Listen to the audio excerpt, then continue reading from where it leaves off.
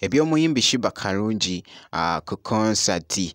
bikyagenda mu maaso munnange okutambula esayidi eno ate nga mwana muwala munnange ate Cindy nabyo ngenda kubeera nga mbikutuusaako mu konsati ye kosa ate mu maaso awo ngenda kubeera nga nkubuulira munnange ate ku Ava Peace esayidi kakati nno byentuuse nabyo era nga bampita Jaminati nsinzira ku Jaminati Yogi. Kakati nno kansooke nkutegeezeko ku mwana muwala munnange ate Sheebah Karungi jjukira nti nno abadde yakakomawo okuva ebweru e Canada era nga munnange wali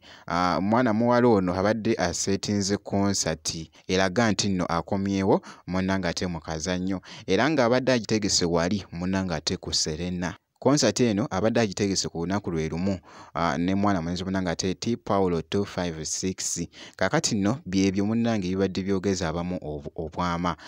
nga bagamba bannange Sheebah atataddewo konsati ku lunaku lwe lumu n'olw'omwana mulenzi munnange ate T Paulo 256 jjukira nti nno ye agenda kubeera Lugogo ate mwana muwala munnange ate Sheebah agenda kubeera ate ku Serena same date nga 22 August muganda wange kakati nno byebyo bibadde biri mu kwogeza obwama munnange esayidi eyo ku mwana muwala ono Sheebah Karungi era nga nako akatambi nako kabadde kakutte omubabiro munnange ate wali ku mukutu ogwa TikTok. Nze wano manye ekiri mu kkooya abantu kiriwa omukazi buli omu bwe yagamba tali kikuba akikubye ate mwaka kuki ku mwaka kati nze ndiko blessings man singa omanyi story yange kuva nga ndi mwana muto engeri gye najjamu ku nsi nze wano manye ekiri mu kkooya abantu kiriwa omukazi buli omu bwe yagamba tali kikuba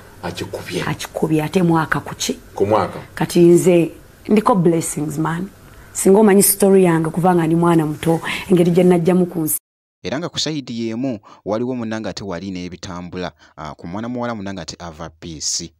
ku Sheebah Karungi jjukira nti nno bibadde bitambula wali ku mukutu naddala nga TikTok nga olugambo olutambula nti nno Ava Peace munnange agenda kulispresinga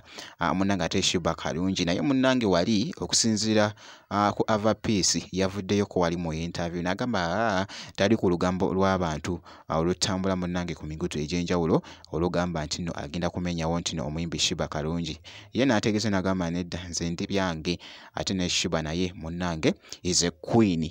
okitegeera oli queen nange ndi byange Ava Peace era nga ku sayidi yemu nga nkyali ne Ava Peace ku sayidi yemu wabaddeko olugambo olubadde lutambula nti no Ava Peace mbu nga wafaanana munnange ate Rihanna naye njagala ompe ndowoozayo gw'oba olaba ddala mwana muwala oyo Ava Peace bafaanagana n'omuyimbi Rihanna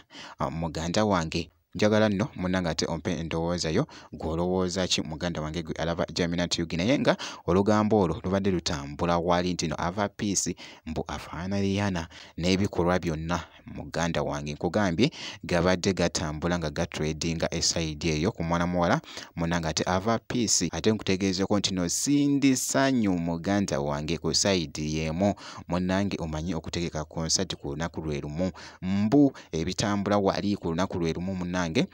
ne mwana mulenzi munnange ate Dax Vibes esayidi eno era nga nalwo olugambo lubadde lutambula wali naye nga munnange nako gakyagenda mu maaso munnange ate okutambula esayidi eyo naye nga mwana mulenzi munnange ate Dax Vibes yavuddeyo ko wali n'agamba nti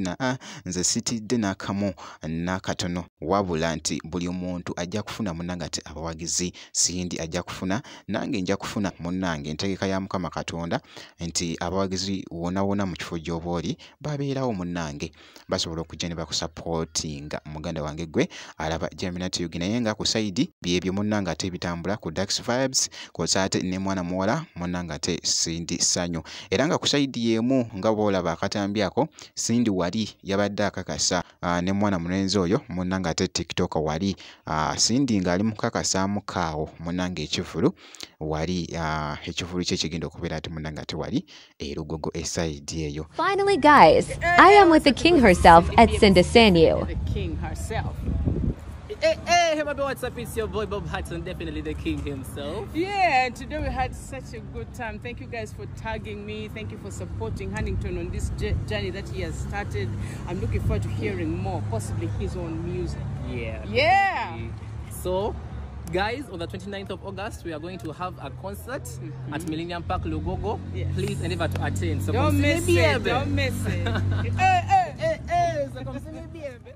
byebyo nga we bitambudde eside eyo bwenti bwenkoze ku updates zino kakasa nti no subscribinga ko sati no likinga video ngenda kubeera nga nkomawo ko maaso eyo n'ebirala.